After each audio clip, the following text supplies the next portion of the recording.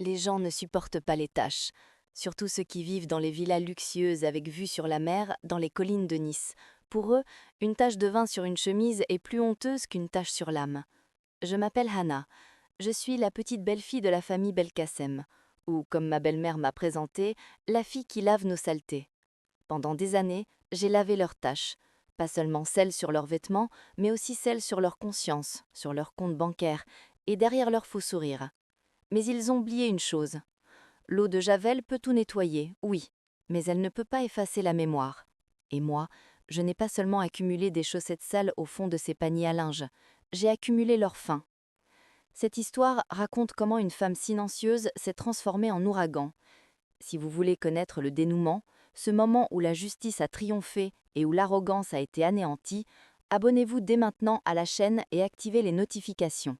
Car à la fin de cette histoire, personne ne restera où il était au début. Si vous êtes prêts, revenons au début, à ce maudit déjeuner dominical. Nous étions à seulement 10 minutes en voiture de la célèbre promenade des Anglais de Nice, très fréquentée par les touristes, mais la maison dans laquelle nous vivions était un tout autre monde.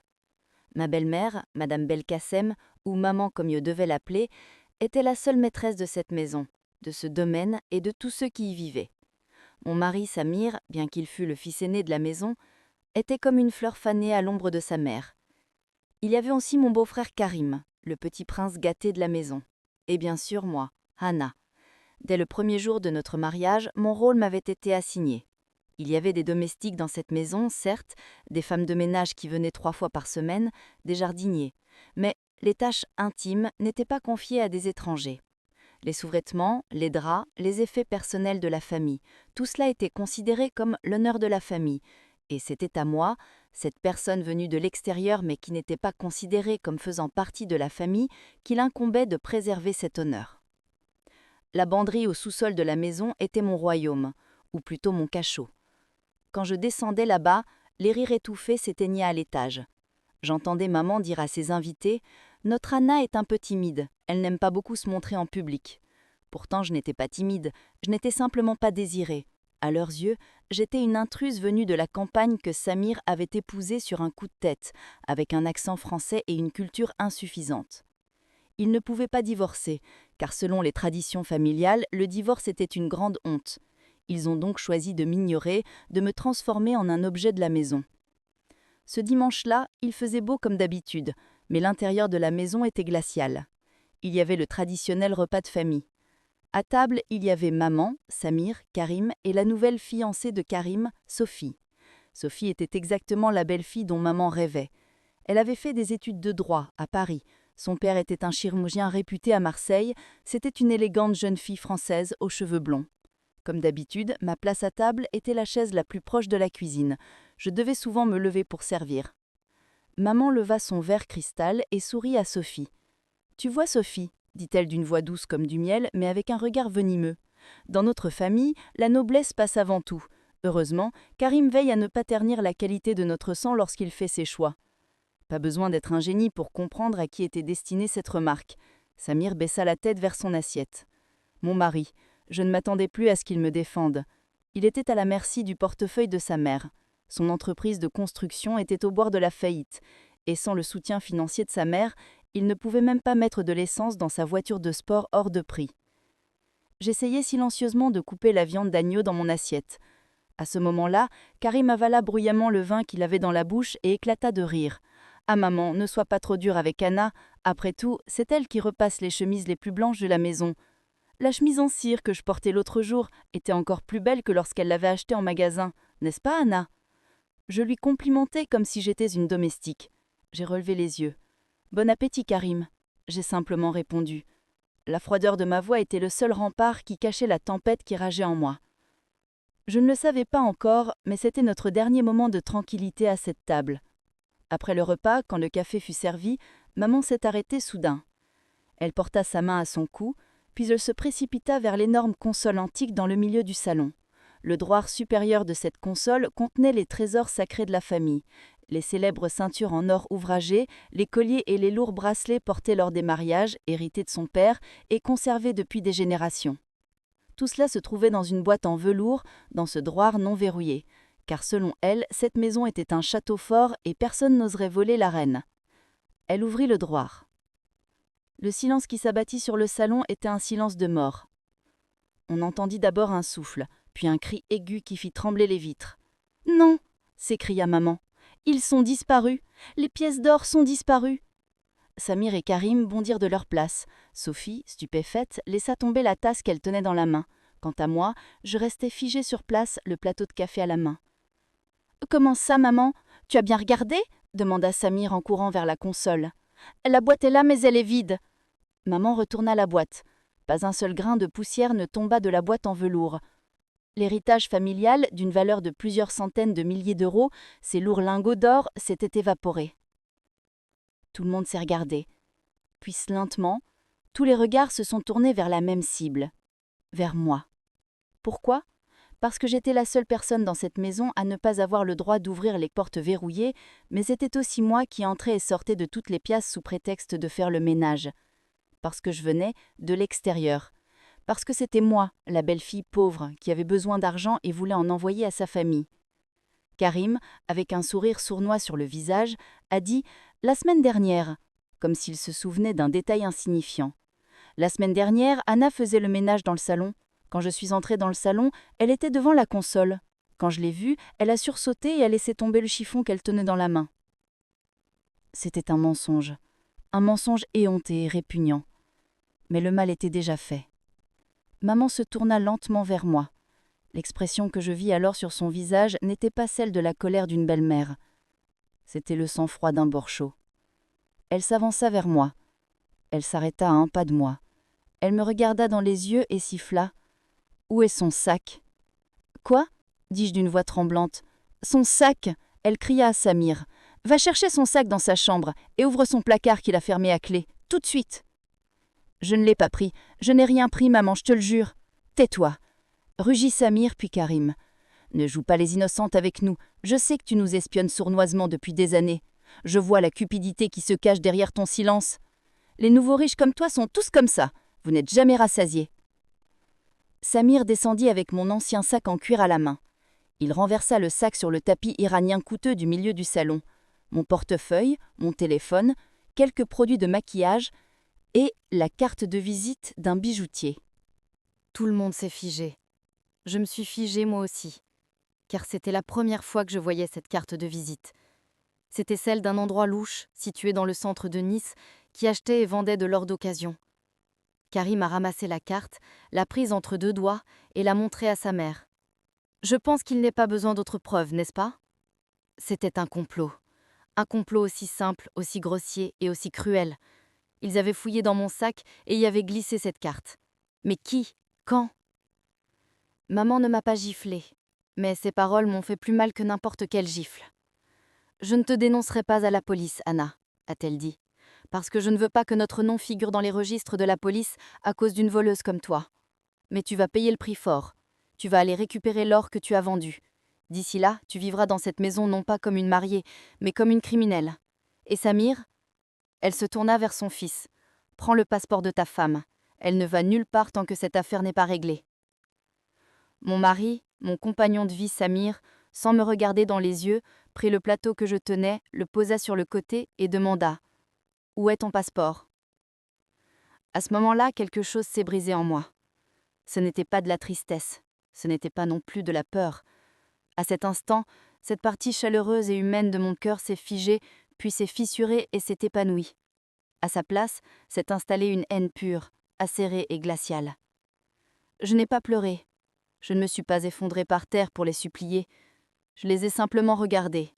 Karim avec sa chemise en soie, maman si noble, Samir si lâche. « D'accord, ai-je dit. Ma voix était si calme que j'en ai moi-même été surpris. Je vous donnerai mon passeport, mais je vous donnerai aussi la vérité, si c'est ce que vous voulez. Je suis montée dans ma chambre, je leur ai donné mon passeport. Mais il y avait une chose qu'ils ignoraient. Pendant toutes ces années où ils m'avaient enfermée dans cette buanderie, je n'avais pas seulement senti l'odeur de la lessive. Les paniers à linge cachent beaucoup de choses, vous vous souvenez ? Les tickets de caisse oubliés dans les poches, les odeurs de parfums étrangers sur les cols des chemises, les petits bouts de papier lavés par erreur. Et surtout, tout ce que les murs de cette maison ont entendu. car j'avais installé dans cette buanderie un simple dispositif fabriqué à partir d'un babyphone qui enregistrait les bruits provenant des conduits d'aération de toutes les pièces de la maison. Il y a 3 ans, uniquement pour me protéger, pour me prouver à moi-même qu'ils avaient tort quand ils me traitaient de folle ou me disaient que j'avais mal entendu. Mais maintenant ces enregistrements étaient mon arme. Cette nuit-là, lorsque ma porte a été verrouillée, j'ai sorti le gros dossier poussiéreux que j'avais caché sous mon lit. Il contenait des photocopies, des clés USB et des transcriptions des enregistrements audio. Je ne savais pas qui avait pris l'or, pas encore, mais j'allais découvrir qui avait mis cette carte de visite dans mon sac. Et la disparition de cet or allait marquer le début de leur fin. Ils me prenaient pour un voleur, mais j'étais leur bourreau, et le jour de l'exécution était beaucoup plus proche qu'ils ne le pensaient. Alors, selon vous, qui a mis cette carte de visite dans mon sac? Karim, avec son sourire sournois? Ou Sophie, la parfaite candidate au mariage qui ne m'aimait pas? Ou peut-être quelqu'un à qui on ne s'attendait pas? Ça n'était que le début. La véritable tempête allait éclater lorsque j'ouvrirais ce dossier. Pour accompagner Anna dans sa quête de vengeance et ne pas manquer sa prochaine étape, aimez la vidéo et écrivez vos suppositions dans les commentaires. Selon vous, qui a volé l'or? Si vous étiez à la place de Anna, auriez-vous rendu le passeport ou auriez-vous incendié la maison cette nuit-là?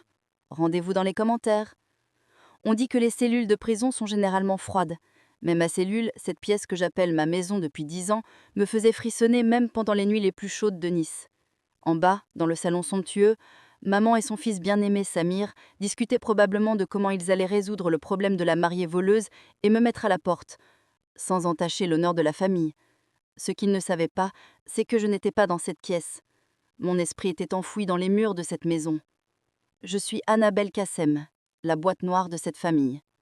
J'ai mis mes écouteurs et appuyé sur le bouton lecture. Ces archives que je détenais n'étaient pas le fruit d'une paranoïa, c'était un guide de survie. Je l'avais créé il y a 3 ans, le jour où j'avais entendu maman dire à une amie au téléphone « Anna n'a pas toute sa tête, je pense qu'il faudrait la faire interner dans une clinique pour que Samir puisse se remarier. » Ce jour-là, j'avais compris, si je voulais me protéger, même les murs devaient avoir des oreilles. Des babyphones, des vieux téléphones et de simples microphones cachés dans les conduits d'aération, j'avais revêtu cette cape d'invisibilité qui permettait à une servante d'entrer et de sortir de toutes les pièces sans jamais attirer l'attention. J'ai cherché parmi mes dossiers une clé USB intitulée « Mardi à 14 heures », le jour où Karim avait dit « Anna était là pendant qu'elle faisait le ménage ». Les ondes sonores sur l'écran de mon ordinateur ont commencé à trembler. D'abord le bruit de l'aspirateur, puis il s'éteint, des bruits de pas, ma voix. C'est fini, le salon est terminé. Le bruit de la porte qui se ferme. Anna. Oui, je suis sortie. Il était exactement 14h15. L'enregistrement s'arrête ici. Que s'est-il passé ensuite? J'ai avancé l'enregistrement. 10 minutes de silence, seul le tic-tac de l'horloge. Puis, la porte du salon a grincé. Des pas rapides, précipités. Le crissement de chaussures de sport. Quelqu'un à bout de chance. Une voix masculine. Sacra mère, décroche ce téléphone. Le téléphone sonne. Quelqu'un décroche. Karim. Écoute-moi, je sais que le délai est dépassé, mais l'argent est prêt. Je ne peux pas toucher au coffre-fort de ma mère. Cette vieille folle a changé le code. Mais j'ai trouvé un autre moyen. La console. Oui, ce foutu ensemble antiqué sur la console. Non, ils ne s'en rendront pas compte. Ils n'ont pas ouvert ce tiroir depuis des années. Anna. Un sourire amer se dessine sur mes lèvres.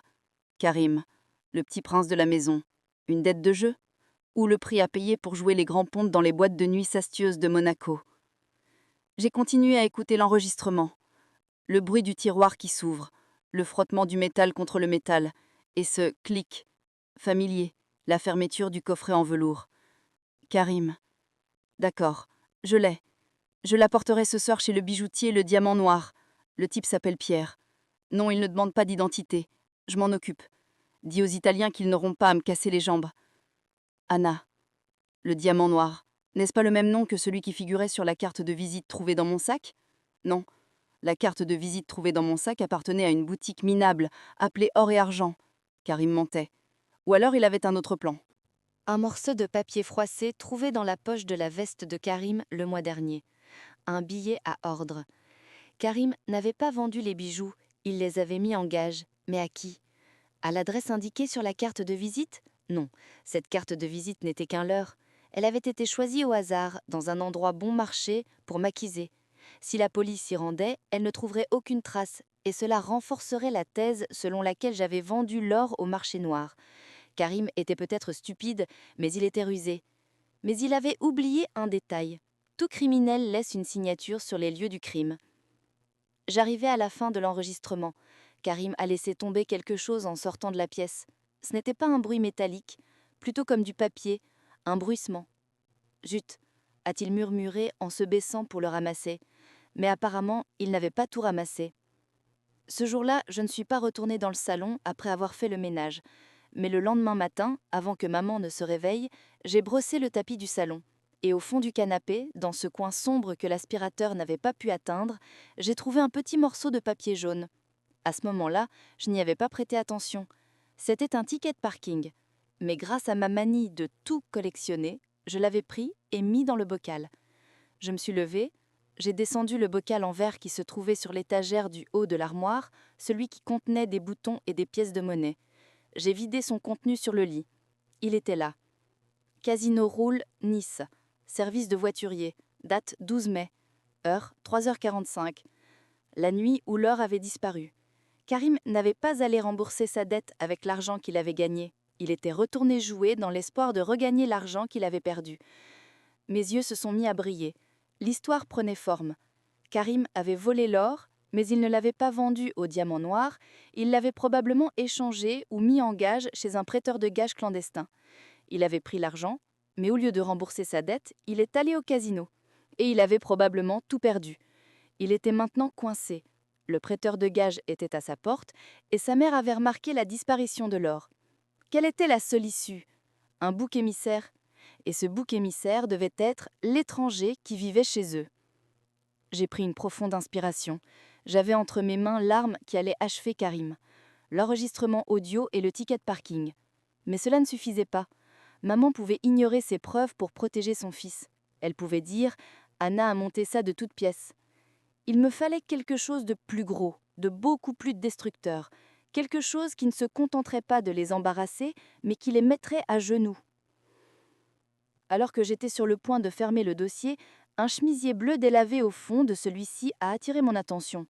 Il était marqué à la main « Cadastre et registre foncier », ancien registre.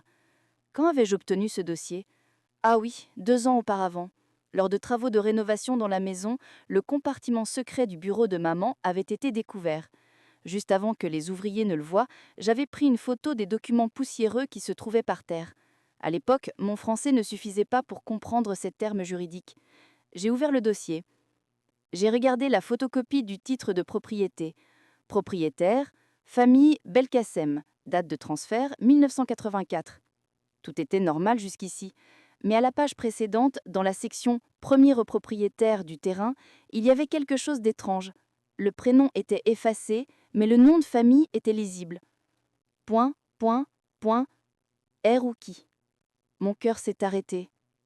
Mon nom de jeune fille? Zerouki? Dans mon destin qui m'avait mené de ce petit village algérien à cette luxueuse villa française, étais-je seulement une mariée? Les histoires que mon père me racontait toujours, en France on nous a volé nos droits, on a volé les terres de ton grand-père, n'étaient-elles qu'une légende? Mes yeux se sont écarquillés. Je me moquais bien de l'or maintenant. Si ce document était authentique, si ce terrain, si cette villa de 8 millions d'euros appartenait à ma famille, alors je n'étais pas une intruse dans cette maison. J'étais le propriétaire de cette maison. Mais je devais en avoir le cœur net, et pour cela je devais sortir de cette pièce, me rendre à ce bureau administratif. Ma porte était verrouillée, je n'avais pas de passeport, le gardien engagé par Samir patrouillait dans le jardin. J'ai pris mon téléphone, j'ai cherché un seul nom dans mon répertoire. Pierre le pharmacien. C'était un ancien camarade de classe de Samir, mais il était amoureux de lui. C'était donc la seule personne qui avait pitié de moi et qui détestait Samir. Je lui ai envoyé un message.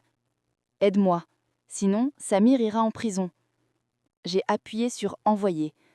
Le jeu venait de commencer. Karim était un pion. Maman était le roi. Mais j'étais sur le point de renverser l'échiquier.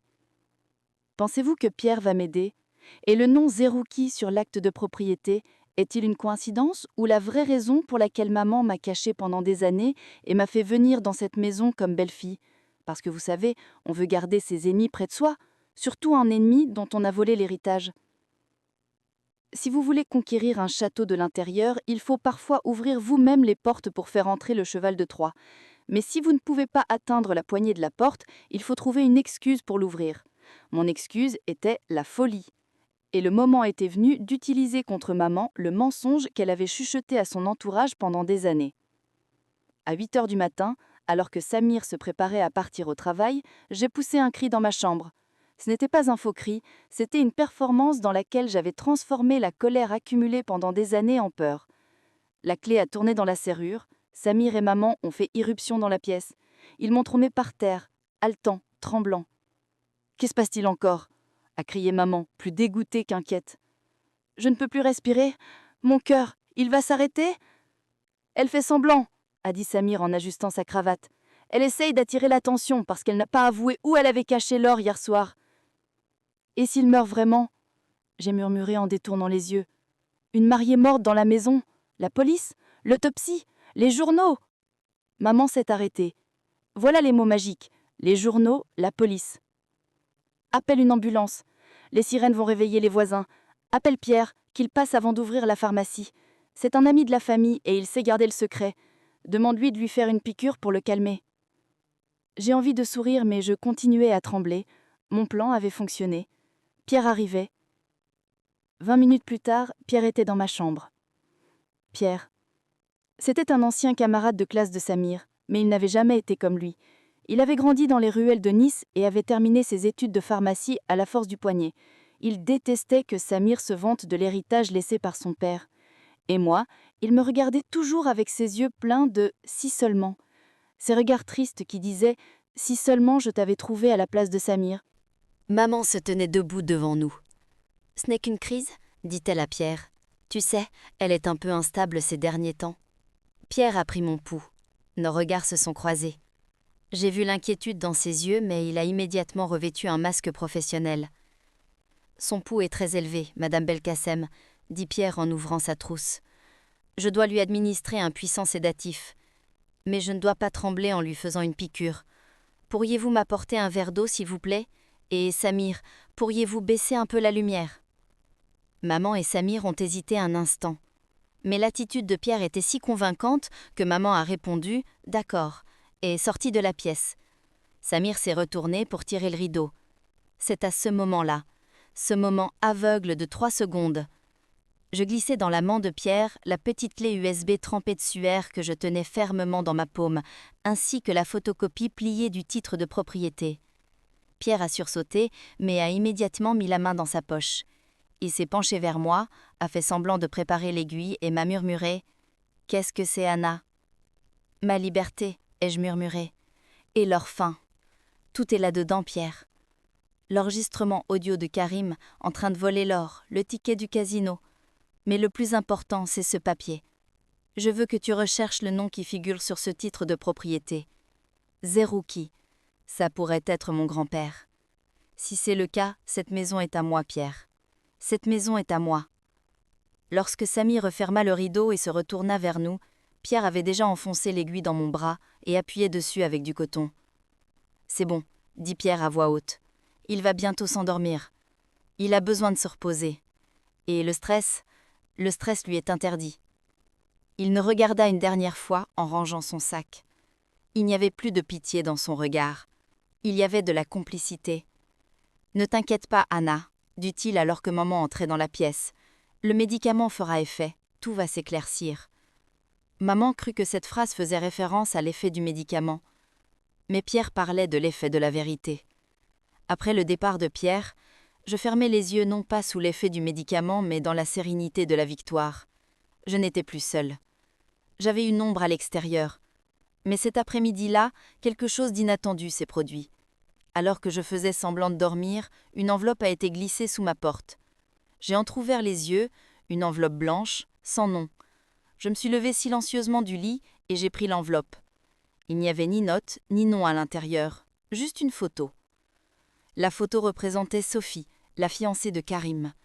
Mais Karim n'était pas à ses côtés. À ses côtés se trouvait un homme plus âgé qu'elle, vêtu d'un costume, et l'homme tenait un dossier dans ses mains. Sur le dossier figurait un logo familier. Belkacem Construction, demande de sursis de paiement. Sophie. Cette future mariée parfaite, noble et riche. Il s'avérait qu'elle était aussi une chasseuse, comme moi. Mais elle n'était pas venue pour sauver la famille, mais pour récupérer des morceaux du navire en train de couler. Cet homme était l'avocat de la société concurrente de la famille. J'ai mordu mon oreiller pour ne pas éclater de rire. Dans cette maison, tout le monde jouait un rôle. Maman jouait la noble, Karim le riche playboy, Samir l'homme d'affaires prospère, Sophie la mariée amoureuse. Et moi, je ne jouais plus le rôle de la victime. J'étais désormais le metteur en scène. Pendant que Pierre était dehors à la poursuite de Karim, j'allais tirer les ficelles de Sophie à l'intérieur. Car l'ennemi de mon ennemi n'est pas mon ami, c'est juste ma prochaine proie. Pouvez-vous imaginer la tête de maman lorsqu'il apprendra que Sophie, la mariée qu'il aime tant, est en réalité une espion industrielle? Mais d'abord le titre de propriété. Je devais attendre l'appel de Pierre. Et le message tant attendu est arrivé cette nuit-là, sur mon vieux téléphone à touche que Pierre m'avait apporté en secret. Le message était court, mais son effet était celui d'une bombe atomique. J'ai accédé au registre du cadastre. Les choses sont plus compliquées que tu ne le penses, Anna. Ton grand-père n'a pas vendu le terrain. Le terrain a été transféré en 1984 pour cause de décès. Mais ton grand-père est mort en 1986, n'est-ce pas? La signature est fausse, Anna. Et sais-tu qui a apposé cette fausse signature? Le père de Madame Belkacem. Le téléphone m'est tombé des mains. Ce n'était pas seulement un vol, c'était une histoire d'extorsion écrite avec du sang. Ma famille n'avait pas été trompée pour cette maison. Peut-être avait-elle été détruite. Il ne s'agissait plus seulement de ma liberté, et s'agissait d'une vengeance. À votre avis, que devrait faire Anna pour venger son grand-père? Devrait-elle suivre la voie légale ou semer la discorde dans la famille pour obtenir justice? À suivre, le plan de Anna pour allier Sophie à sa cause et les détails de la vérité sur le titre de propriété. La guerre commence maintenant. Le pouvoir est un concept étrange. Parfois c'est une fortune colossale, parfois un petit bout de papier. Mon pouvoir, c'était cette photo qui se trouvait dans la poche de mon tablier. Sophie, la prunelle des yeux de maman, la fiancée noble de Karim, attendait en réalité comme un vautour pour que cette famille se décompose. Et moi, j'étais sur point d'apprivoiser ce vautour. Je m'approchais d'elle sans bruit. Grâce à mes pantoufles sans talons, j'étais comme un fantôme. « Tisane à tilleul ?» Je dis simplement. « Je t'y trouve un peu tendue, Sophie. Ça te fera du bien. » Sophie a sursaté. Elle a retourné son téléphone pour en cacher l'écran. « Ah, Anna, tu m'as fait peur. Merci, mais non merci. » Je posai le plateau sur la table en verre devant elle. Mais je ne partis pas. Je restai debout devant elle. « Cette maison est angoissante, n'est-ce pas ?» je dis en fixant les roses fanées dans le Jourdain. Surtout pour ceux qui tentent de monter dans le canot alors que le navire est en train de couler. Sophie leva la tête. Ses yeux étaient vides d'un sens, mais son mécanisme de défense était enclenché. « Qu'est-ce que tu racontes ?» J'ai mis ma main dans ma poche. J'ai sorti la photo de l'enveloppe blanche et je l'ai posée doucement sur la table, à côté de la tasse de tilleul. Un café avec Monsieur Dubois, l'avocat de la société concurrente de Belkacem Construction. J'ai entendu dire qu'il était très bon dans les affaires de faillite. Et je pense que les états financiers de la société de Karim se trouvent actuellement dans son bag, grâce à toi. Sophie a pâli. Son élégant visage parisien se transformait en statue de marbre. Elle a tendu la main vers la photo, mais je fus plus rapide. Je l'ai retirée. « Que crois-tu qu'il se passera si je montre ça à Karim ?» demandai-je dans un murmure. « Ou pire, à maman ?» Ils ne se contenteront pas de te mettre à la porte, Sophie. Ta carrière juridique, à laquelle tu tiens tant, sera terminée. Espionnage industriel. Le barreau ne voit pas ça d'un très bon œil. Sophie a ouvert ses lèvres tremblantes. « Que veux-tu? De l'argent? Je sais que tu es au courant des dettes de Karim. Tu veux ta part ?» J'ai ri, un rire froid et bref. L'argent est votre Dieu, Sophie, pas le mien. Je veux seulement que justice soit faite. Je me penchai vers elle. Nos visages n'étaient plus qu'à quelques centimètres l'un de l'autre. Vous serez mon allié. Comment? Dit-elle désespérée. Tu connais le coffre-fort dans le bureau de maman. Elle change sans cesse le code. Mais toi, tu es la prunelle de ses yeux. Elle ne te mettra pas à la porte quand tu entreras dans la pièce. Je veux que tu découvres le code. Tu es folle? Elle est la seule à pouvoir ouvrir ce coffre-fort. Alors sois créative, Sophie, parce qu'une copie de cette photo se trouve actuellement chez quelqu'un en qui j'ai confiance. Si je n'ai pas ce code après le dîner de ce soir, Karim trouvera cette photo sur son plateau de petit déjeuner demain matin. Sophie déglutit. La fierté dans ses yeux s'était évanouie, laissant place à la peur. Elle secoua lentement la tête. Bien, dis-je, en poussant la tasse de tilleul vers elle. Bois ça te remettra les couleurs. Nous avons des invités ce soir, tu dois être en forme. Je ne me retournai pas en quittant la pièce. J'avais capturé mon premier pion. Le dîner fut un véritable spectacle. Maman, assise à la place d'honneur, vantait les mérites de la nouvelle montre de Karim. Samir mangeait en silence, évitant de me regarder. Quant à moi, je servais à table. Mais cette fois-ci, c'était différent. Sophie me jetait des regards furtifs à chaque bouchée. J'ai senti sa main trembler lorsque je lui ai servi sa soupe. Maman l'a remarqué. « Sophie, ma chérie, tu vas bien? Tu as pâli ?» dit maman avec compassion. Sophie m'a regardée. Elle a vu le reflet de cette photo dans mes yeux. « Je vais bien, Madame Belkacem. J'ai juste un petit mal de tête. Après le repas, vous vouliez me montrer les vieux albums de famille dont vous m'allez parler dans votre bureau? Je pourrais peut-être me reposer un peu ?» Maman sourit. « Bien sûr, ma chérie. Je te montrerai même le collier spécial que je garde dans le coffre-fort. Tu pourras le porter pour le mariage. » Bingo! Sophie, avec son intelligence supérieure née de la peur, avait déjà piégé maman. Après le repas, alors que je rangeais la cuisine, mon téléphone vibra. Un message de Pierre. « Anna, j'ai obtenu le certificat de décès de ton grand-père. La cause de décès est indiquée comme étant une crise cardiaque, mais le médecin qui a signé le rapport était un ami proche du père de maman. Et plus important qu'encore, à la mort de ton grand-père, le terrain ne valait même pas 50 € en monnaie actuelle. Mais une semaine plus tard, la municipalité a ouvert le terrain à la construction. Il pourrait s'agir d'un meurtre prémédité, Anna. Pas seulement pour le terrain, mais aussi pour les profils liés à la construction. » L'assiette que je tenais m'est échappée des mains. Le bruit de la casse a résonné dans la cuisine. Samir s'est précipité à l'intérieur. « Qu'est-ce que tu as encore cassé, maladroit ?» cria-t-il. Je regardais les morceaux par terre. « Ce n'est qu'une assiette, Samir, » dis-je en ramassant un morceau par terre. Le bord tranchant me coupa le doigt. Du sang coula.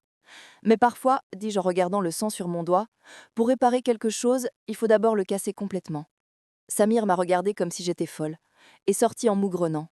À ce moment-là, mon téléphone a à nouveau vibré dans ma poche. Cette fois-ci, ce n'était pas Pierre, mais Sophie. Un seul message. 19 07 54. Le code du coffre-fort. Date de naissance. J'ai souri. La plus grande faiblesse de maman était elle-même. Même son code était sa date de naissance. J'avais maintenant la clé. Je devais juste attendre que tout le monde soit endormi pour ouvrir le coffre-fort. Mais je devais d'abord trouver le cahier à la couverte rouge dont Pierre m'avait parlé. Ce cahier où étaient consignés tous les pots de vin, les fausses signatures et peut-être même l'ordre d'exécuter mon grand-père. Une fois le coffre-fort ouvert, je dévoilerais non seulement l'or, mais aussi les cadavres de cette famille. Mais il y avait une chose que j'ignorais. Lorsque je me rendrais au coffre cette nuit-là, une surprise m'attendrait dans le bureau. Et cette surprise était la seule chose qui pouvait bouleverser mes plans. À votre avis, Anna va-t-elle voir qui lorsqu'elle ouvrira le coffre-fort ? Maman qui souffre d'insomnie, Samir qui est rongé par la culpabilité, ou quelqu'un d'autre? J'attends vos commentaires. Si Anna trouve ce cahier, doit-elle aller voir la police ou utiliser le chantage pour diviser la famille? Que feriez-vous à sa place? Le silence de la maison est trompeur. Tout comme un lac glacé, la surface semble calme, mais l'eau en dessous n'attend qu'à vous engloutir. Lorsque je suis entrée dans le bureau de maman, chaque craquement du parquet résonnait dans mes oreilles comme une explosion. Mon cœur battait à tout rompre dans ma poitrine, mais mes mains ne tremblaient pas. La peur était un sentiment dont j'avais déjà fait le tour. Je me dirigeai vers le coffre-fort. Il était caché derrière une immense peinture à l'huile, dans un coin de la pièce. J'ai tendu le bras pour déplacer le tableau. Mais à ce moment-là, un bruit s'est fait entendre du fauteuil en cuir dans l'autre coin de la pièce. Le code n'est pas 19 07 54 ? Mon sang s'est glacé. Je tournai la lampe de poche dans cette direction. Dans l'obscurité, Karim était assis, une bouteille de whisky à moitié vide dans la main. Ses yeux étaient injectés de sang, sa cravate était défaite, sa chemise était trempée de sueur. « Karim !» dis-je. Ma voix n'était qu'un murmure. Il s'éleva, mais il tatilla. Il était ivre, mais une ivresse dangereuse.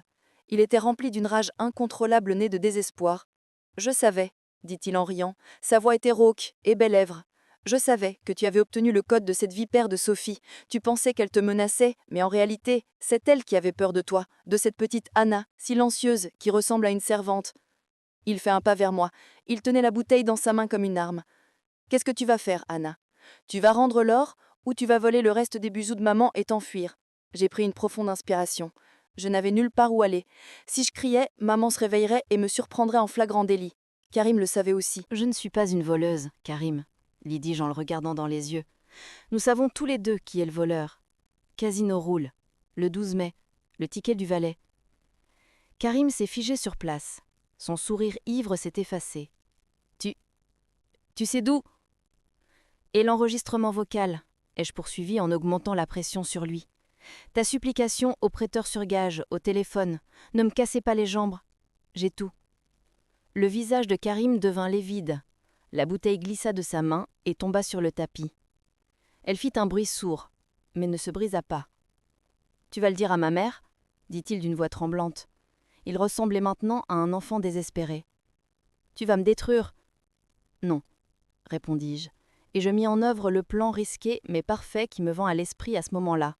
« Je ne te détruirai pas, Karim. Je vais te sauver. » Il m'a regardé avec étonnement. « Pourquoi ? » ?»« Parce que je n'ai pas besoin d'argent. Toi, oui. Les usuriers vont venir frapper à ta porte demain, n'est-ce pas ? Et ta mère va continuer à te demander des comptes pour cet âgeur. » Je me suis dirigé vers le coffre-fort.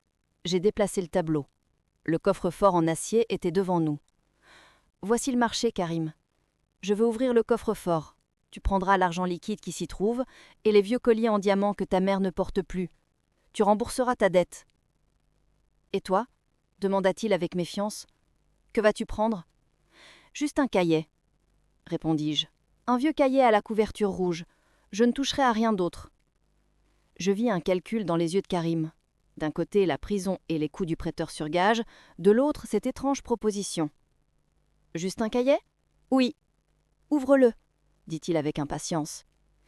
J'ai tapé les chiffres. 1, 9, 0, 7, 5, 4. Le verrou électronique s'est allumé en vert et le coffre s'est ouvert dans un clic sonore. Karim se jeta sur le coffre-fort comme un loup affamé. Il commença à remplir ses poches des liasses d'euros qui s'y trouvaient.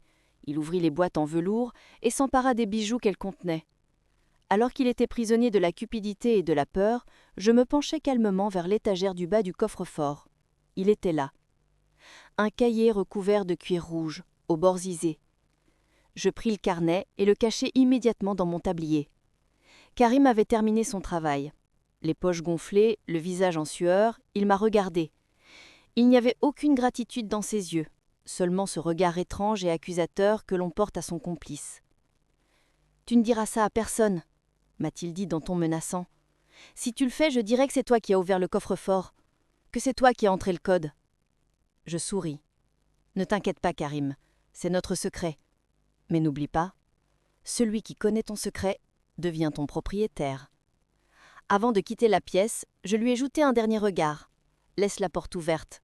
Demain matin, ta mère pensera que des voleurs sont entrés. » Quand je suis retourné dans ma chambre, les premières lueurs du jour filtraient à travers mes volets. Mes genoux tremblaient, mais ce n'était pas de peur, c'était une poussée d'adrénaline. Je m'assis sur mon lit et ouvris le cahier rouge. Sur la première page, il y avait l'écriture manuscrite de maman. Succession et transfert 1984. En tournant les pages, j'ai découvert comment une fortune d'une famille avait été bâtie sur le sang et le mensonge. Des fonctionnaires municipaux corrompus, des sommes versées pour des faux certificats médicaux et le nom de mon grand-père, Ahmed Zarouki. Mais ce que j'ai vu à la page 42 m'a coupé le souffle. Une note avait été ajoutée. Ahmed pose un problème. Il ne veut pas vendre son terrain. On en a parlé avec le docteur Leclerc. On va changer son traitement cardiaque. On va augmenter la dose. Le problème sera résolu. Des larmes ont coulé sur mes joues. Mon grand-père n'était pas mort d'une crise cardiaque. Mon grand-père avait été tué de sang-froid, de manière planifiée, afin que les fondations de cette maison puissent être bâties. Et son meurtrier était le père de maman. Maman savait tout pour protéger cet héritage. Je vivais dans une maison de meurtriers. J'appelais un meurtrier maman. Je serrais le carnet contre ma poitrine. Il ne s'agissait plus seulement d'un titre de propriété. Il s'agissait d'un meurtre. Et à ce moment, j'ai entendu le bruit que j'attendais en bas. Le cri de maman. « On nous a volés! On nous a encore volés! Le coffre-fort est vide !» J'ai essuyé mes larmes. J'ai regardé mon reflet dans le miroir. La femme qui s'y reflétait n'était plus Anna. C'était une Némésis qui allait venger son grand-père. Il était temps de descendre et de demander « Qu'est-ce qu'il passait, maman ?» Je devais donner le meilleur de moi-même en tant qu'actrice, car Karim pouvait avoir pris l'argent et s'être enfui. Mais le coffre-fort vide qu'il avait laissé derrière lui signifiait en réalité la fin de maman. Pensez-vous que Karim va prendre l'argent pour payer sa dette ou qu'il va s'enfuir avec ? Et Anna, Doit-elle avouer ce meurtre à la police ou élaborer un plan de vengeance encore plus douloureux? Lorsque les sirènes de police se sont tassues, le silence qui suivit était plus effrayant que les sirènes elles-mêmes. Le commissaire Bernard était un policier âgé et expérimenté qui connaissait bien le monde criminel de Nice. Son regard était concentré non pas sur les larmes de crocodile de maman, mais sur les détails de la pièce. « Il n'y a pas eu d'effraction à la porte, Madame Belkacem, » dit le commissaire d'une voix sévère. « Les fenêtres sont fermées. Le système d'alarme n'a pas été désactivé, mais il n'en s'est pas déclenché. Cela signifie que le voleur connaissait le code. » Maman essuya ses yeux vieillissants et fit le geste que j'attendais. Elle pointa son doigt vers moi. « C'est lui qui a fait ça. Il ne connaît pas le code, mais il surveille la pièce depuis des mois. Ce pauvre, c'est avide. » Tous les regards se tournèrent vers moi. Même Samir me regardait avec suspicion. Karim, quant à lui, Karim transpirait simplement, parce qu'il connaissait la vérité, mais ne pouvait pas parler. Le commissaire se dirigea vers moi. « Madame Anna, que dites-vous » Je levai les yeux. Mes cils étaient humides. Ma voix tremblait, mais ce n'était pas à cause de la peur. C'était l'excitation du jeu que je jouais. Je ne suis qu'une mariée, monsieur le commissaire, ai-je répondu. Ma belle-mère ne m'aime pas beaucoup, mais je ne trahirai pas cette maison. Il m'est impossible de connaître le code. Le coffre-fort est trop haut pour moi. Elle ment, s'écria maman. Fouillez son sac, fouillez sa chambre. Le commissaire fit signe aux agents. Fouillez la chambre. À ce moment-là, Karim se leva d'un bond. J'ai une réunion urgente, je dois y aller. Le commissaire posa sa main sur la poitrine de Karim. Personne ne va nulle part, monsieur Karim, surtout avec une poche aussi gonflée. Karim pâlit. La bosse dans la poche de sa veste, des liasses d'euros. C'est l'argent de l'entreprise, balbutia Karim. Maman regarda son fils, puis moi, puis à nouveau son fils. À ce moment-là, les rouages se mirent en marche dans le cerveau de cette femme intelligente. Le coffre avait été ouvert avec le code. Anna ne connaissait pas le code. Mais Karim le connaissait-il? Ou Sophie? Alors que la situation devenait confuse, je m'approchais lentement de maman. Je me penchais sous prétexte de remplir son verre d'eau. Je lui murmurais à l'oreille d'une voix que lui seul pouvait entendre. « Le commissaire a raison, maman. Le voleur est un initié. Mais le véritable vol a été commis en 1984, n'est-ce pas ?» Maman se figea. Un sanglot s'est coincé dans sa gorge. Elle m'a regardé. Pour la première fois, je n'ai pas vu de haine dans son regard, mais une peur pure. « Que veux-tu dire » a-t-elle murmuré. « Le cahier rouge » ai-je répondu, en penchant le cheveu rassemblé sur mon épaule de traiteur, devant lisiblement son satrape. Page 42. Docteur Leclerc. Médicaments pour le cœur. Augmentation de la dose. Et mon grand-père, Ahmed Zerouki. Le verre de cristal que maman tenait dans sa main se mit à trembler. Son visage devint livide. « Où est le carnet » a-t-elle sifflé. « En sécurité » répondis-je en me redressant et en lui souriant. « Si les policiers fouillent ma chambre, ils ne trouveront pas ce cahier. Parce que je l'ai donné à Pierre. Et si je sors d'ici en prison, Pierre remettra ce cahier, non pas au commissaire Bernard, mais au procureur, à la brigade criminelle. » Maman ne pouvait plus respirer. Elle porta la main à son cœur. « Que veux-tu » demanda-t-elle. L'expression fière de ses yeux s'était effondrée. « C'est très simple, dis-je, calmement. Tu diras aux policiers qu'il y a eu un malentendu. Tu diras que tu sais que c'est Karim qui a pris l'argent, que c'est toi qui le lui as donné. Tu retireras ta plainte. Mais tout cet argent, les bijoux. Préférez-vous que votre fils soit marqué du sceau du voleur ou que vous passiez les dernières années de votre vie dans une cellule de prison en tant que meurtrière ?» Le commissaire Bernard se tourna vers nous avec impatience. « Madame, y a-t-il un problème ?» Maman me regarda. Elle vit la glace dans mes yeux. Elle comprit à cet instant. La femme qui se tenait devant elle n'était plus la silencieuse mariée qui lavait ses souillures. La femme qui se tenait devant elle était son bourreau.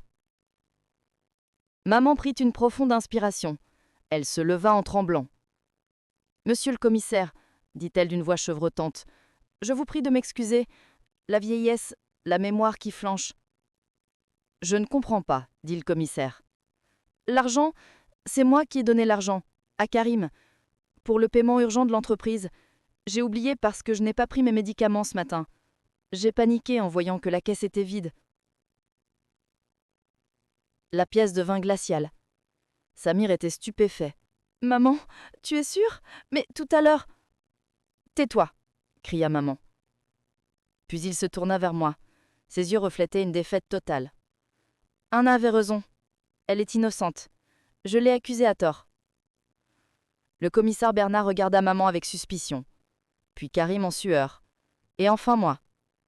Il avait compris qu'il se passait quelque chose, mais si maman ne portait pas plainte, il ne pouvait rien faire. Très bien, madame, dit le commissaire en fermant son carnet. Mais la prochaine fois, assurez-vous d'avoir pris vos médicaments avant de faire perdre du temps à la police. Bonne journée. Les policiers sont sortis. Dès que la porte se referma, le silence revint dans la maison. Mais cette fois, le silence était différent. Il n'y avait plus de reine dans cette maison. Il y avait désormais une prisonnière, maman. Karim, incrédule d'avoir été sauvé, s'effondra sur le canapé. « Maman, tu m'as sauvé ?» Maman ne répondit pas à son fils. Elle se contenta de me regarder. « Je veux le carnet, » dit-elle d'un ton sec. « Ne te précipite pas, maman, » dis-je en me dirigeant vers la cuisine. Ma tante tremblait, mais cette fois c'était un tremblement de victoire. Mais il y avait une chose que j'ignorais. Karim pensait que sa mère l'avait sauvé, mais il n'avait pas vu la haine dans les yeux de maman. Et Sophie qui observait la scène depuis l'étage, se demandait pourquoi maman avait reculé. Sophie était une femme intelligente, et les femmes intelligentes sentaient les choses. Anna avait fait taire maman, mais elle avait désormais face à elle un ennemi plus dangereux, Sophie, qui tentait de percer son secret.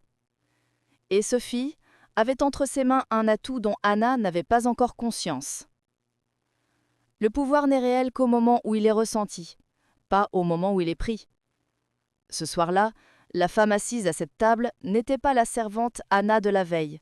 Face à maman, chaque coup de couteau et de fourchette sur l'assiette en porcelaine résonnait comme les articles de la nouvelle constitution de la maison. Maman voulut prendre son verre d'eau, mais sa main tremblait et elle renversa le verre. L'eau s'épandit sur la nappe blanche. Avant, je me serais précipitée pour essuyer avec un chiffon en disant « Excusez-moi, maman ». Cette fois-ci, je ne bougeais pas.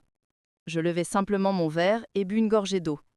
« Faites attention, maman », dis-je calmement. « Les taches, elles sont difficiles à enlever, surtout celles qui pénètrent profondément. » Maman me lança un regard de haine mais ne pouvait ouvrir une bouche pour dire un mot, car le fantôme de ce cahier rouge planait au-dessus de nos têtes comme une guillotine. Samir se leva pour aider sa mère, car il m'était plongé dans son assiette. Mais il y avait quelqu'un à table qui n'était pas affecté par ce nouvel ordre. Sophie.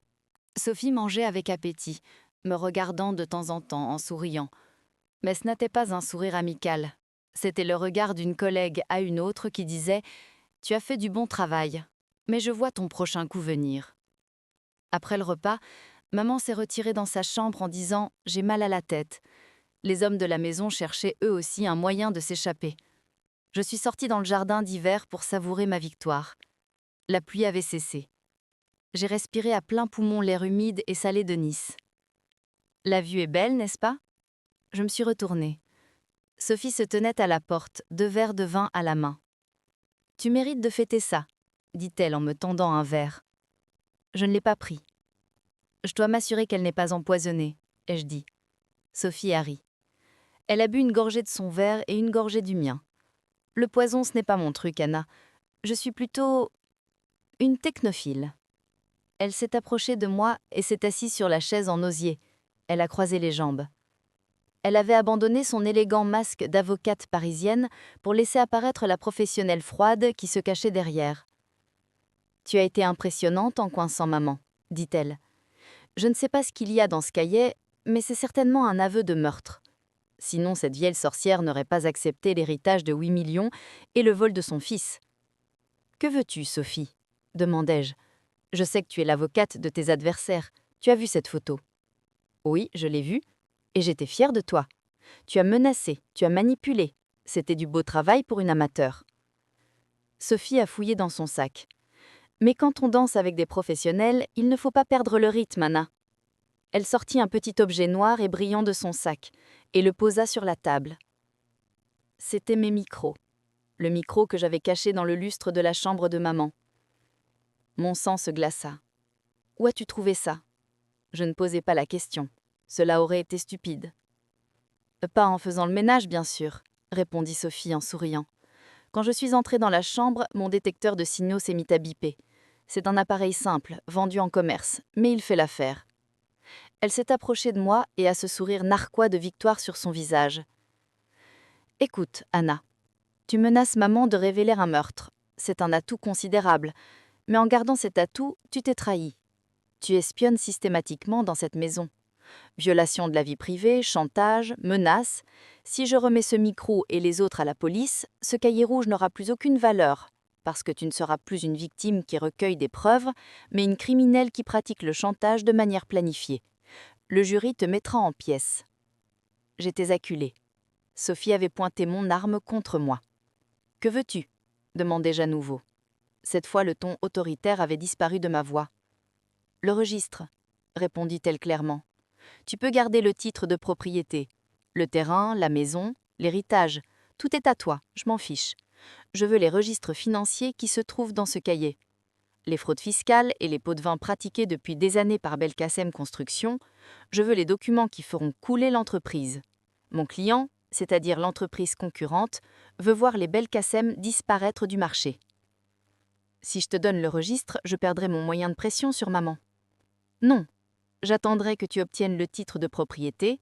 Le jour où tu l'auras, tu me donneras le registre. Je ferai couler l'entreprise et toi, tu vivras heureux avec ton argent et ton terrain. Cela semblait logique. Mais il y avait un problème. Pouvais-je faire confiance à Sophie? Et si je refuse? Sophie a pris une gorgée de vin et a prononcé cette phrase terrible. Alors je donnerai ce micro à maman. Et je lui dirai « Écoutez, votre belle-fille vous écoute depuis moi. C'est probablement ainsi qu'elle a trouvé ce cahier. Allons le mettre à la police afin que ces preuves soient considérées comme obtenues illégalement et soient invalidées en tribunal. » C'était la ligne d'arrivée. Si maman prouvait que j'avais découvert l'emplacement ou l'existence du carnet grâce à une écoute illégale, ce carnet serait bon pour la poubelle, et je finirais en prison. Sophie se leva. « Tu as jusqu'à demain, Anna. Soit tu deviens ma partenaire, et nous détruisons ensemble l'empire de Belkacem, soit tu deviens mon ennemi. Et crois-moi, je suis bien plus dangereuse que maman. » Sophie entra.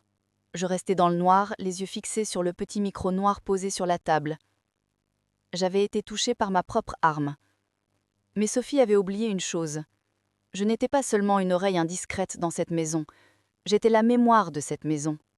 Et il y avait une autre information que Sophie ignorait. Une information que Pierre venait de m'envoyer par SMS. Je sortis mon téléphone. Le message de Pierre disait « L'avocat que Sophie a rencontré, il ne travaille pas seulement pour l'entreprise concurrente. Il est aussi conseiller de la société qui gère les comptes secrets de maman, en Suisse. Sophie ne veut pas couler l'entreprise. Elle veut mettre la main sur ses comptes. » Sophie m'avait trompée. Elle n'allait pas couler l'entreprise pour me rendre riche. Elle allait m'utiliser, prendre l'argent et s'enfuir. La guerre commençait. 2 prétendantes au trône, un seul siège. Que devrait faire Anna selon vous? Devait-elle faire semblant d'accepter l'offre de Sophie ou utiliser les nouvelles informations découvertes par Pierre pour piéger Sophie? Aimez la vidéo pour ne pas manquer le piège incroyable que Anna va tendre à Sophie. J'attends votre réponse dans les commentaires. À sa place, auriez-vous essayé de détruire le micro ou auriez-vous vu le bluff et déclenché la guerre? Le plus douloureux dans la trahison, c'est qu'elle ne vient jamais de vos ennemis. La trahison vient toujours de ceux que vous aimez, de ceux en qui vous avez confiance, de ceux avec qui vous partagez le même lit ou la même table. Pour Karim, ce matin-là, ce ne serait pas un matin soleillé à Nice, mais le réveil le plus sombre de sa vie. Et je serai l'architecte de ce réveil. J'avais donné la réponse à Sophie du petit déjeuner. « D'accord, je vais chercher le cahier, mais Pierre est en déplacement. Tu devras attendre demain. » Sophie avait accepté, grisée de sa victoire. Son arrogance l'aveuglait, à tel point qu'elle n'allait pas imaginer qu'une femme simple comme moi puisse avoir un plan B. Je posai ma tasse de café sur la table à côté de Karim. « Laisse-moi tranquille, Anna. dit Karim sans retirer ses lunettes. Ma mère t'a pardonné, mais moi je ne t'ai pas pardonné. Je sais que c'est toi qui as fait ouvrir le coffre-fort. Je le sais, ai-je répondu calmement, en m'asseyant sur la chaise longue vide à côté de lui. Mais pour l'instant, notre problème n'est pas ce que j'ai fait, Karim. Le vrai problème, c'est ce que ton fiancé s'apprête à faire. Karim se redressa brusquement. Si tu dis encore un mot sur Sophie, Elle couche avec cet avocat, dis-je. Ce n'était pas un mensonge. Les recherches de Pierre suggéraient que leur relation dépassait les cadres professionnels, mais je devais être catégorique pour provoquer Karim. Et pire encore, elle te vole. Karim a ri. Un rire nerveux, incrédule. Tu es fou, Sophie n'a pas besoin d'argent. Sa famille est plus riche que nous. J'ai sorti mon téléphone de ma poche. J'ai ouvert le document que Pierre m'avait envoyé. Il s'agissait d'un relevé de compte bancaire suisse, mais sur lequel figurait le formulaire de demande d'autorisation du cabinet d'avocats pour lequel Sophie travaillait comme consultante. « Regarde, dis-je, en lui tendant mon téléphone. C'est le compte secret de maman en Suisse, celui dont même toi, tu ignores l'existence, l'argent que ton père avait mis de côté pour les jours difficiles. Sophie et son petit ami avocat sont en train de préparer une procuration pour vider ce compte. À ton avis, qui a le pouvoir de signature ?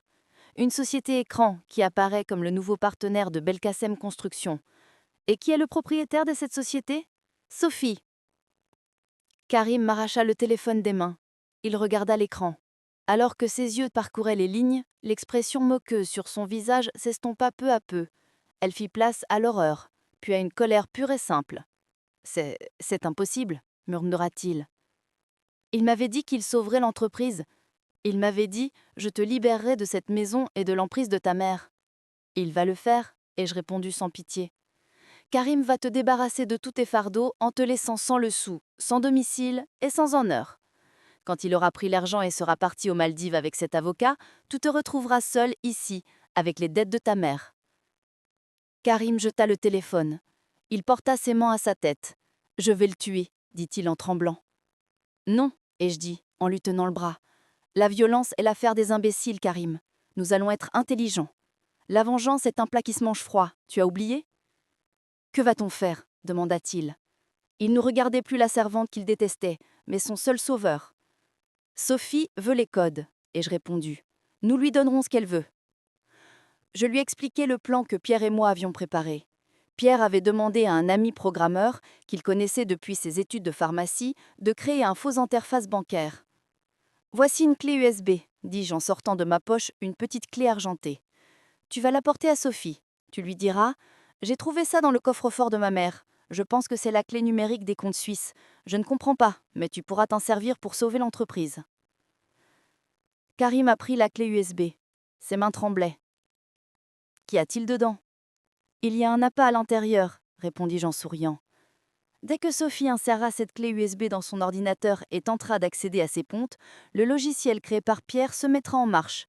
Il ne copiera pas seulement le faux compte à lequel elle essaie d'accéder, mais toutes les données de son ordinateur, ses correspondances avec l'avocat, ses plans, il copiera tout et nous l'enverra. Et surtout, la banque recevra un signal de tentative d'accès non autorisé. C'est un crime international. Karim serra la mémoire dans sa main. Il n'y avait plus trace de l'ancien enfant gâté dans ses yeux. Il avait le regard dangereux d'un animal blessé. « Pourquoi fais-tu cela, Anna ?» demanda-t-il. « Pourquoi me sauves-tu ? Tu me détestes. » Je me levai et ajustai ma robe. « Parce que l'ennemi de mon ennemi est mon ami, jusqu'à ce que j'aie terminé mon travail, Karim. Et parce que si Sophie vole cet argent, je ne pourrai pas le récupérer. Mais si cet argent reste dans la famille, ma bataille pour le titre de propriété aura encore un sens. » Karim est allé voir Sophie dans l'après-midi. Ils étaient assis dans le jardin d'hiver. Je les observais depuis la fenêtre de la cuisine. Karim a joué son rôle à perfection. Il a pris la main de Sophie et l'a embrassée. Puis il a sorti la clé USB en argent de sa poche. Je pouvais voir la lueur avide dans les yeux de Sophie, même d'ici. Elle s'est emparée de la mémoire comme un pirate qui aurait trouvé un trésor. Elle a serré Karim dans ses bras. « Ah, Sophie, cet embrasse était un adieu, mais tu ne le savais pas. » Dans l'après-midi, Sophie s'est retirée dans sa chambre. « Des affaires de travail », a-t-elle dit à maman. Maman a souri. « Elle travaille beaucoup, ma petite. » Je suis montée dans ma chambre. J'ai lancé la visioconférence avec Pierre. « Il est connecté » Pierre regardait l'écran, ses doigts frôlaient sur le clavier. Attends, oui, le signal est arrivé. Sophie a branché la mémoire. Elle ouvre les fichiers, elle a lancé le fichier swiss.access.xa et bingo! Pierre éclata de rire. Anna, cette femme est encore plus stupide que nous ne pensions. Elle a laissé son compte email école personnelle et son cloud ouvert. Toutes les données nous parviennent en ce moment. Les photos avec cet avocat, les billets pour son plan de fuite, même les fausses procurations qu'elle a préparées en imitant la signature de maman. Nous avons tout. On les donne à la police ? Demandai-je tout excité. Mieux que ça, répondit Pierre. Le protocole de sécurité de la banque s'est déclenché. Le siège à Zurich a mis cette adresse IP sur la liste rouge. Demain matin, quand Sophie tentera d'effectuer une transaction financière, elle trouvera à sa porte la police financière française mandatée par les autorités suisses. Je pris une profonde respiration. Sophie n'était finie. Karim avait lui-même donné la hache à son bourreau. Mais à ce moment-là, un nom de fichier dans le coin de l'écran m'attira l'attention. Parmi les documents de Sophie téléchargés par Pierre. Nom de fichier, Anna Belkacem, rapport d'identité réel. Pierre, dis-je en voix glacée, ouvre ce fichier, celui qui s'appelle Véritable identité. Pierre a cliqué sur le fichier. Un vieil article de journal jauni et un certificat de naissance sont apparus à l'écran. Nom sur le document, Anna Zerouki. Nom du père, Youssouf Zerouki. Mais le titre de l'article m'a coupé le souffle. 1986. Incendie suspect à Nice. La maison de la famille Zerouki réduite en cendres. Youssouf Zerouki et sa femme ont perdu la vie. Leur fille Anna, âgée de 5 ans, a miraculeusement survécu. Et en dessous, une note manuscrite. La fille est vivante. Nous devons la retrouver et la ramener avec nous. Gardez son ennemi près de vous. Sinon un jour, elle se souviendra de tout. Signature, Madame Belkacem. Les larmes montèrent aux yeux. Je n'avais pas été recueillie à l'orphelinat. Maman ne m'avait pas pris chez elle par pure bonté. Maman avait provoqué l'incendie qui avait tué mes parents. Et elle m'avait recueillie chez elle, moi, la preuve vivante de son crime, pour me garder sous son contrôle, et m'avait transformée en domestique. J'avais grandi dans la maison de mon meurtrier. À cet instant, le titre de propriété, l'argent, l'héritage, tout cela avait perdu tout son sens. Ce n'était plus une guerre pour la justice, c'était une guerre pour la destruction. Je me suis dirigée vers la porte. Je n'avais aucun plan, seulement une colère pure et brûlante. J'allais descendre et m'en prendre à la gorge ridée de maman. Au moment où j'ai saisi la poignée de la porte, j'ai reçu un autre message de Pierre sur mon téléphone. « Anna, arrête, ne descends surtout pas. Je continue à lire les dossiers. Sophie a gardé cette information pour l'utiliser contre maman. Mais il y a autre chose. Tu n'es pas la seule à avoir survécu à cet incendie. » Ma main s'est figée sur la poignée de la porte. « Ton frère, » a écrit Pierre. « Tu as un frère, Anna, et il est en vie. » Le sol s'est dérobé sous mes pieds. J'avais un frère ? Où était-il ? Et quel était son rôle dans cette histoire ? Selon vous, qui pourrait être le frère de Anna ? S'agit-il d'une personne que nous connaissons ou d'un nouveau personnage qui va entrer en scène ? Et après avoir appris cette vérité, Anna doit-elle attendre l'arrestation de Sophie ou prendre sa revanche dans la confusion générale ?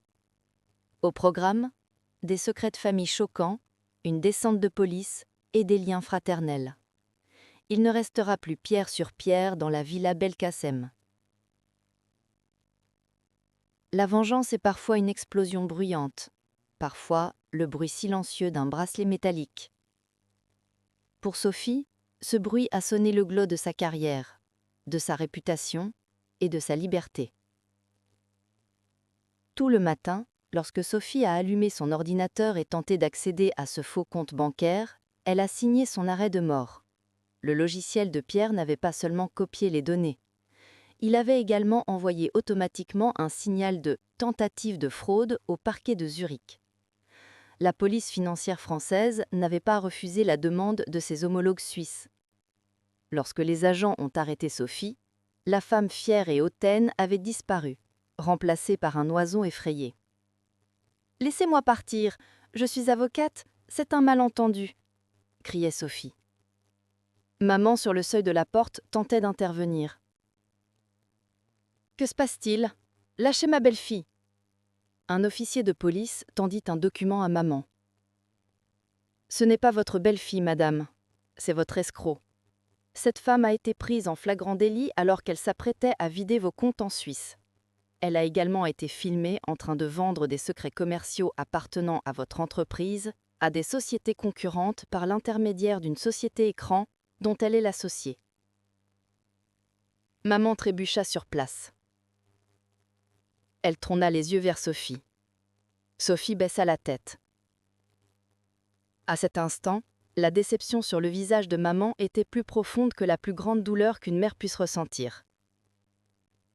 Car maman n'aimait pas ses enfants, elle aimait l'argent. Et la personne en qui elle avait le plus confiance avait jeté son dévolu sur son argent. Karim observait la scène depuis la fenêtre du salon, une pomme à la main. Son visage affichait cette expression enfantine de victoire qui semblait dire « Je vous l'avais bien dit ». Alors que Sophie était embarquée dans le fourgon de police, Karim lui fit signe de la main depuis la fenêtre, sans pitié. Lorsque les voitures de police s'éloignèrent, maman s'est effondrée dans les escaliers. Cette Madame Belkacem, si forte, si invincible, était devenue un tas de cendres. Je m'approchai d'elle, je me penchai, je posai ma main sur son épaule. Je voulais lui montrer ma compassion, mais mon toucher était glacial. « Tu es seule, maman ?» lui ai-je murmuré. « Tu vas perdre ton argent. Ton entreprise est en faillite. Ta belle-fille est une voleuse. Tes fils, l'un est un lâche, l'autre un idiot. » Maman a levé la tête. Elle avait les larmes aux yeux. Elle dit « Toi, tu as gagné, Anna. Prends le titre de propriété. Prends ce que tu veux et pars. » J'ai souri. « Le titre de propriété, maman ?» ai demandé en me penchant vers son oreille. « Je ne veux pas du titre de propriété, maman. Je veux l'année 1986. Je veux cette nuit à Nice. Je veux les flammes qui ont envahi la maison de la famille Zerouki. » Maman eut le souffle coupé. Ses pupilles dilatèrent. Elle recula comme si elle avait vu un fantôme. « Tu sais ?» gémit-elle. « Tout. Ton père, ma mère, et pourquoi tu m'as prise avec toi. Pas par remords, mais par peur. Parce que tu avais peur que cette petite fille se souvienne un jour. En faisant de moi ta servante, tu voulais me garder sous ton contrôle, sous tes yeux. Mais tu as oublié une chose, maman. Le feu brûle là où il tombe, mais ceux qui renaissent de ces cendres ne pardonnent pas à celui qui les a brûlés. » Maman porta sa main au cœur. Elle se sentait mal. Mais cette fois, je m'en fichais. « Ce n'est pas fini, maman, » ai-je dit. Pierre m'a dit autre chose. J'avais un frère, un autre enfant qui avait survécu à l'incendie. Qu'as-tu fait de lui? En as-tu fait un domestique? Ou as-tu vendu ses cadavres?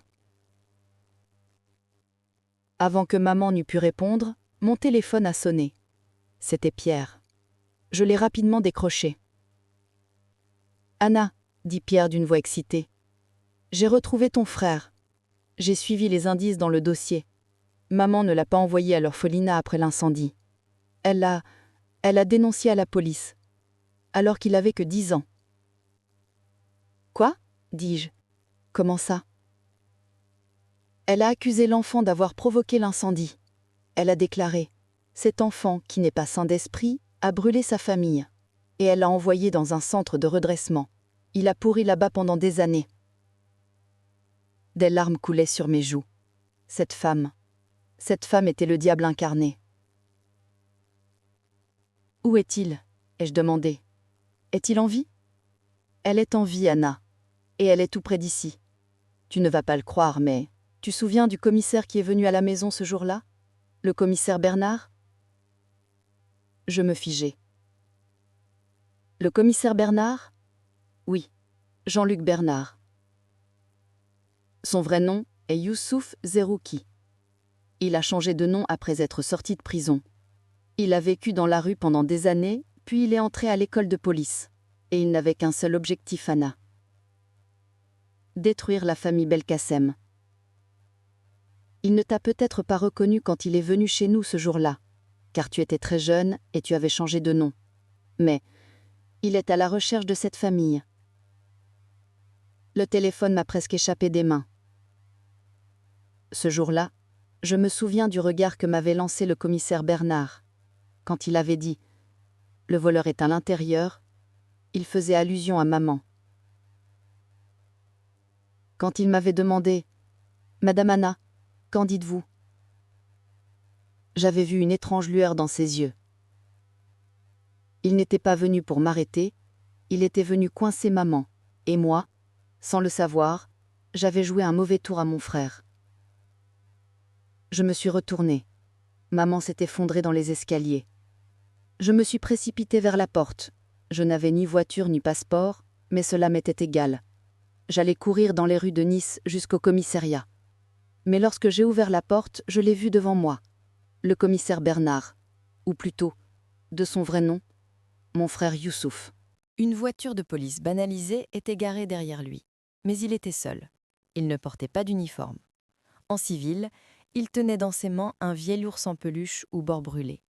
Mon jouet, le seul objet que j'avais sauvé de l'incendie. Nos regards se sont croisés. Les années, les souffrances, les mensonges, tout s'est effacé dans ce regard. « Anna », dit-il. Sa voix tremblait. Le policier sévère et impitoyable avait disparu, remplacé par un enfant de 10 ans, désespéré de ne pas avoir pu sauver son frère des flammes. « Grand frère », ai-je seulement réussi à dire. Il a fait un pas vers moi et nous nous sommes embrassés. Devant la porte somptueuse de la villa Belkacem, 2 frères qui se croyaient morts depuis des années se sont retrouvés devant le château de leurs ennemis. « Je savais », m'a-t-il murmuré à l'oreille. Quand j'ai récupéré les fichiers sur l'ordinateur de Sophie, quand j'ai vu ton nom, j'ai tout de suite compris. C'était toi. Il s'est reculé et m'a regardé. Dans ses yeux, il n'y avait pas la flamme de la vengeance, mais le soleil de la justice. « Maman est à l'intérieur » demanda-t-il. « Oui » répondis-je. Elle est effondrée. « Alors, finissons-en » dit mon frère Youssouf. Il sortit une paire de menottes dans sa poche. Mais cette fois, elles n'étaient pas comme celles qui avaient été utilisées sur Sophie. C'étaient les menottes du passé. Je n'ai pas seulement les aveux de Sophie, Anna. J'ai trouvé l'homme qui a donné l'ordre à maman de mettre le feu. Je le traquais depuis des années. Il a avoué hier soir. Il n'y a pas de prescription pour les meurtres. Il posa sa main sur mon épaule. « Es-tu prête, ma sœur ? À quitter cette maison non pas en tant que mariée, mais en tant que propriétaire de ce domaine et représentante de la justice. » J'ai essuyé mes larmes. J'ai redressé la tête. « Je suis prête, mon frère, » ai-je répondu. « Allons donner une dernière leçon à maman. » Nous sommes entrés. Maman était réveillée. En nous voyant côte à côte, elle a poussé un cri de terreur pour la première fois de sa vie. Car devant elle, il n'y avait pas seulement Anna et un policier. Devant elle, il y avait les enfants Zerouki, qui avaient survécu à l'incendie qu'elle avait allumé, brûlant vif 2 personnes et calomnié un enfant de 10 ans, lui volant ainsi sa vie. Selon vous, quelle devrait être la fin de maman ? La prison ou l'hôpital psychiatrique ? Ou bien Anna et son frère devraient-ils lui montrer de la pitié et le jeter à la rue sans le sou ? Retenez votre souffle pour le grand final. La vengeance silencieuse de Anna est sur le point de se terminer par une victoire retentissante. La chute d'un empire est toujours plus rapide que sa construction. Le royaume de maman était fondé sur des années de mensonges, de corruption et de sang, mais il a suffi que 2 orphelins s'unissent pour le détruire. Lorsque mon frère Youssouf a passé les menottes au poignet de maman, le clic métallique a été la plus belle mélodie que j'ai jamais entendue dans cette maison. « Vous ne pouvez pas m'arrêter !» cria maman dans un dernier effort. « Je suis Madame Belkacem, je dirige la moitié de cette ville. » Youssouf s'est penché, le visage marqué par le sourire froid que les années avaient creusé. « Vous n'êtes pas Madame Belkacem, dit-il. Vous êtes une meurtrière qui a incendié la maison de la famille Zerouki en 1986, brûlé vif 2 personnes et calomnié un enfant de 10 ans, lui volant ainsi sa vie. Et ce n'est pas la moitié de cette ville qui vous attend, mais seulement le directeur de la prison. » Maman se tourna vers moi. « Anna, fais quelque chose, je t'ai élevée comme ma fille. »« Tu m'as gardée, » ai-je calmement répondu. « Et maintenant, c'est l'heure de la relève. Ton tour est terminé, maman. Le mien commence. » Alors que les policiers emmenaient maman, Samir et Karim descendirent. Au lieu de courir après leur mère, ils me regardèrent. Dans leurs yeux, il n'y avait pas d'inquiétude, mais de détermination. Anna, ma mère, si ma mère va en prison, quoi deviendra-t-il de l'entreprise? Quoi deviendra-t-il de la maison? Dit Samir. C'est à nous, n'est-ce pas? S'écria Karim. Après tout, nous sommes des frères, Anna. Tu fais partie de la famille, nous partagerons l'héritage. J'ai éclaté de rire. C'était un rire si sincère, si libre, que même les cristaux du lustre en tremblèrent. Je sortis de mon sac le dossier bleu que Pierre m'avait apporté le même week-end, et je le jetai sur la table. Lisez, dis-je. Samir ouvrit le dossier. Ses yeux parcoururent les lignes et il pâlit. C'est une décision de justice. Une action en annulation du titre de propriété et la restitution de la propriété aux héritiers légitimes. Oui, j'ai répondu. Cette maison, ce terrain et la société créée en utilisant ce terrain comme garantie, tout cela a été acquis de manière illégale. Au vu des preuves, le tribunal a décidé de restituer la propriété aux propriétaires de 1984, c'est-à-dire à moi et à mon frère. Karim s'est effondré. Alors, on est fauché? Pire que ça, ai-je répondu. Vous êtes endetté parce que votre société est en faillite et cette maison ne vous appartient plus. Vous avez 1 heure pour rassembler vos affaires. Où allons-nous aller? S'écria Samir. Je n'ai pas d'autre maison, je n'ai pas d'argent. Je ne sais pas, ai-je répondu en montrant la porte. Peut-être que tu vas mendier devant les casinos que Karim aime tant. Ou peut-être que toi, Samir, tu vas travailler comme ouvrier dans le bâtiment. Après tout, tu t'y connais en construction, n'est-ce pas? 1 heure après, la maison était vide. Maman était en route pour la prison. Sophie était en détention préventive, attendant d'être renvoyée en Suisse. Samir et Karim, 2 valises à la main, avaient quitté leur vie noble, dont ils se vantaient tant pour se diriger vers les ruelles de Nice. La maison était silencieuse. Mais cette fois, ce n'était pas le silence étouffant d'autrefois. C'était le silence de la paix. Mon frère Youssouf et moi sommes sortis dans le jardin. Nous avions nos cafés à la main. Le soleil se poussait, et la lumière orange de Nice illuminait ces terres qui étaient désormais les nôtres. « Que va-t-on faire » demanda Youssouf. « Avec cette maison? Avec l'entreprise ?»« Nous ne vendrons pas la maison, » ai-je répondu. « Cette maison est notre monument à la victoire. Mais l'entreprise? Nous vendrons l'entreprise. Et tu sais ce que nous ferons avec l'argent? Quoi? Nous allons créer une fondation. La fondation Zerouki. Pour les enfants qui ont perdu leur famille, qui ont été victimes d'injustice, qui ont été oubliés dans des orphelinats. Nous leur donnerons des bourses, nous leur trouverons des avocats, pour que personne ne vive ce que nous avons vécu. Youssouf a souri et m'a pris dans ses bras. Ma mère et mon père, ils nous regardent en ce moment. Ils nous regardent, dis-je en regardant le ciel. À ce moment-là, Pierre entra dans la pièce. Il tenait une bouteille de champagne à la main. « J'ai entendu dire, dit Pierre en souriant, qu'on ne cherchait plus de domestique dans cette maison. Mais peut-être, avez-vous besoin d'un associé ?» Je souris. Pierre, mon ami qui m'a soutenu dans les moments difficiles, qui ne m'a jamais abandonné, peut-être même plus qu'un ami.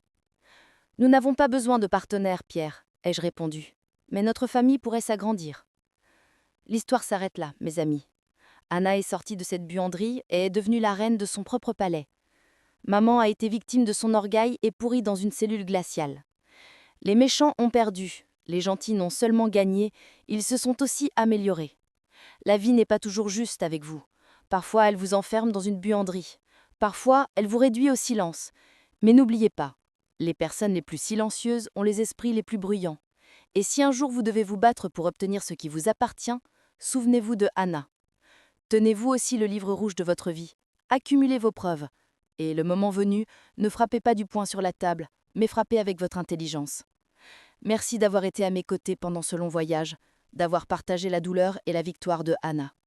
Cette histoire est terminée, mais la quête de justice ne s'arrête jamais. Si vous avez aimé cette série, n'hésitez pas à liker la vidéo, à vous abonner à la chaîne et à partager cette histoire avec vos amis en disant « Anna a gagné ». Rendez-vous dans une nouvelle histoire pour une nouvelle vengeance. Adieu, mais ne restez jamais silencieux.